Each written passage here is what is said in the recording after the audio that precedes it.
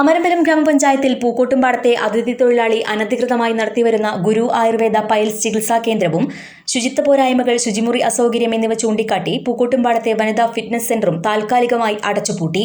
അമരമ്പലം കുടുംബാരോഗ്യ കേന്ദ്രം medical officer ഇൻചാർജും പ്രാദേശിക പൊതുജനാരോഗ്യ മെമ്പർ സെക്രട്ടറിയുമായ ഡോക്ടർ എം മുനീറിന്റെ നിർദ്ദേശാനുസരണമായിരുന്നു പരിശോധന.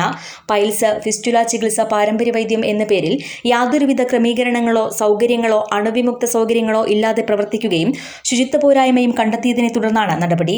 ഹെൽത്ത് ഇൻസ്പെക്ടർ എം സക്കീറിന്റെ നേതൃത്വത്തിൽ panchayat public health inspector Sahida Kulakkad, junior health inspector Manoop C എന്നിവരുടെ സംഘമാണ് പരിശോധന നടത്തിയത്. അംഗീകൃത രേഖകൾ, സർട്ടിഫിക്കറ്റുകൾ, ലൈസൻസുകൾ ഇല്ലാതെ പ്രവർത്തിക്കുന്ന സ്ഥാപനങ്ങൾക്കെതിരെ കർശന നടപടികൾ സ്വീകരിക്കുമെന്ന് ആരോഗ്യവകുപ്പ് അധികൃതർ അറിയിച്ചു. News bureau 71 news.